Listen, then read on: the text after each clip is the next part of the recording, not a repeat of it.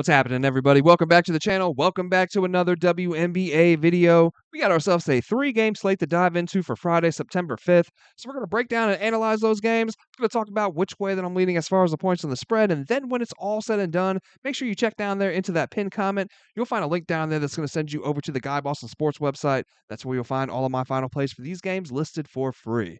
Before we dive into these games, let's go ahead and jump over there to the website. We got to take a look back to Wednesday. Let's see what we put in then and how that ended up going down. We did have a good night on Wednesday, man. We had the mini 2-0 sweep. We took the Sky laying the 1.5 points, and we do cash out on that one. We took the Sparks and the Dream a total under 169.5, and we do hit on that as well.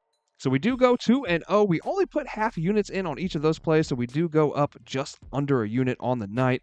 Man, profit is profit, and we love to see those green check marks. So let's go ahead and dive into the board for today. Let's see what kind of value we can find in these 3 games. Let's go ahead and jump into the mix, man. Smash that like button down there for me if you can. Hit subscribe if you have not already. We'll be looking at a 7:30 p.m. tip-off time for our first game. Going to be the Los Angeles Sparks taking on the Atlanta Dream. Dream are 7-point favorites in this one. Total sitting at 168.5. These two, they're going to be running it back, man. They just played on Wednesday, and that ended up being an 11-point win for the Dream, and that was without Alicia Gray, man.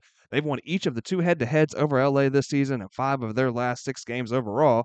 Sparks, they've dropped 3 of their last 5. They have failed to cover in 8 of their last 9. Atlanta beat LA on the glass 43-35 on Wednesday, and they capitalized off LA's mistakes. They outscored them 17-6 in points scored off of turnovers. The Dream, they've been one of the best defenses over the course of the season, second for defensive rating. They're allowing the fewest 3-point makes over their last 5, and the second lowest shooting percentage from deep as well. This held true yet again on Wednesday as the Sparks could only muster 24% shooting from deep against these Dream on just 6 of 25 shooting. Sparks did keep things closer inside, only being outscored 42-38 in the paint. And I'm not going to be surprised, man, at all if they can keep things closer in this one for the grudge match, right? LA, they're simply playing for their playoff lives here, man. With just 3 games left, I don't think that they can afford to drop any more games, really, when trailing the Fever for that 8th and final playoff spot by a game and a half. So I'm going to expect to see their best effort here. And, I don't know that that necessarily results in a dub for them.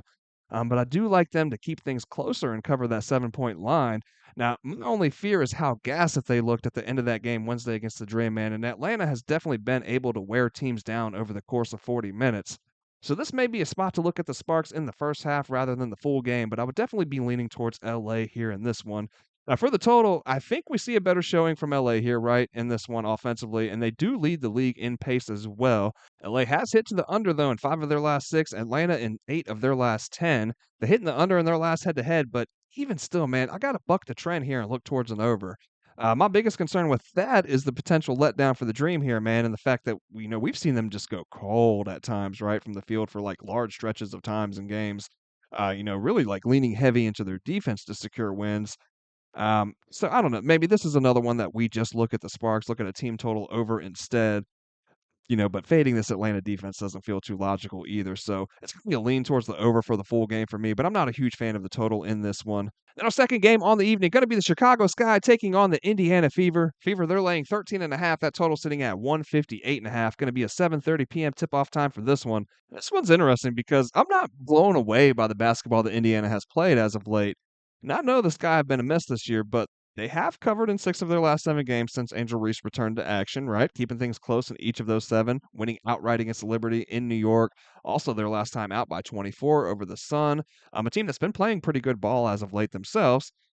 The problem here is before Angel came back, we were regularly seeing this team get blown out by double digits, failing to cover, and honestly just looking like a team that had no business being in a professional league of any kind, right? And now, with her 8th technical, Angel Reese will be forced to miss this game and serve a 1-game suspension. The Fever have just flat out owned this guy over the last couple seasons, so this is a huge blow, losing Reese for this game, man. I thought initially last week, while looking at the upcoming week of games, this might be a spot where Chicago can exact some revenge against these Fever. I don't know about that without Angel out there, man. Indiana's won 5 straight, 7 of their last 8 over Chicago. They've covered in all 8 of those games as well. But you look at those last 5, man, the Fever have beaten the Sky team by no less than 15 in any of those wins. They took those games by an average margin of victory of 23.6 points per game. So this isn't one where I feel we even really need to dive deep into the numbers. Without Angel, it's a look towards the Fever or nothing here for me. For the total, 3 of the 4 have hit under between these two, and without Reese, man, this Chicago offense just fell flat on its face. They've played 9 games so far without Angel this season. They've averaged a 63.6 points per game in those. They failed to hit 60 in 3 different times. They failed to hit 50 in one of those games, man. They scored 49 points over the course of a full game. So all 9 of those games, all losses with just one cover.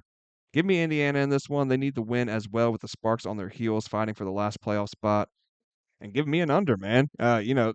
With the struggles that I think we can expect from the Chicago team here, offensively especially, I'd be looking that way. Putting up under 65 points per game isn't going to get it done.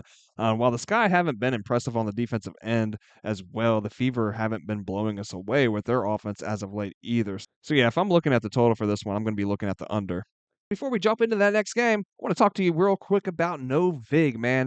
Guys, if you have not dabbled in peer-to-peer exchanges, look, you are missing out, right? Using No Vig allows you to get unbeatable prices and lines on just about every single game. Now, why? Because it is, other users setting the lines, setting the odds. You're competing with other users, not the big book. Peer-to-peer is growing at a crazy rate. Don't be late to this one, man. Sign up for Novig today using the link in the description as well as in the pinned comment. You'll get a nice sign-up bonus of up to $50 as well. So check it out, man. It operates just like your normal book, but with better lines. Then our third and final game, looking at the New York Liberty and the Seattle Storm. Storm are laying 2 points in this one, total sitting at 160.5. 10 p.m. tip-off time for this. Seattle, they're going to come into this one with a one-day rest advantage, no travel involved, being home here for the third game of this 4-game homestand to close out the season. Now, Liberty, they're on their third and final game of this road trip out west, and so far, 0-2 straight up, failing to cover in each of those games as well. They've lost 5 straight on the road now, failing to cover in all of those games. The defending champs, they are now 24-17, 5th place in the W. They're 2.5 games back from 4th, so home court advantage in these upcoming playoffs is beginning to look like quite the long shot for New York. They're also just 14-25-2 against the spread. 3-16-1 to the number when on the road. The Storm are sitting at 22-20 overall on the year, 17-25 to the number, 5-15 against the spread at home, 9-11 straight up. Both these teams do come in off of a loss. The Storm, they dropped their last one as well, but they lost at home, and that's been a common theme this year. They've lost 7 of their last 8 in Seattle and failed to cover in all 8 of those. Storm won each head-to-head match so far this year, once in late June by 10, and the next in early July by 9. But here's the thing. New York was down Jonquel Jones for each of those games, and Sabrina Ionescu in addition for that second contest. New York's going to need to be much more efficient with the ball, man, than they have been as of late, though. Just 8th for turnovers per game in their last 5, while the Storm, they're forcing the most and scoring the most points off of turnovers. Seattle is also 5th for fast break points, and while the Liberty have struggled some giving up points off of turnovers, they're sitting at just 8th. They are 1st in terms of points allowed off the break while defending in transition. Seattle has been shooting at a crazy clip over these last 5 games, man, but I do expect some regression here, right? They're hitting the 3rd most threes. They're doing so at the 2nd highest shooting percentage, but New York is allowing the 4th lowest three-point shooting percentage over their last 5 and the lowest over the course of the whole season. Now, all in all, despite the inconsistencies from the Liberty, man, I feel we've seen just as much inconsistent play from the Storm, but the difference is Seattle has remained pretty healthy for the majority of the year, while the Liberty have seen Jonquel Jones, Breanna Stewart miss extended time, now Sabrina as well. So really want to know if Ionescu is going to be a go here, but I gotta lean with New York looking at this one, man. They're much better coached. They're far deeper. They're more talented, and I'm just not sold yet that they're not going to get it rolling. If they can get fully healthy going into the playoffs, so I'm going to lean with the Liberty here, especially as a plus money dog on the money line. I'll most likely look to play this one here.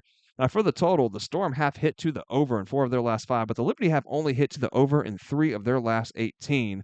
I think the Liberty are going to get this win here with their defense, right? Along the perimeter and inside, they're giving up the 2nd fewest points from the paint as well. New York has really slowed things down in their last 5 games as well, playing to the slowest pace in the W. So I'm going to lean towards an under looking at this game.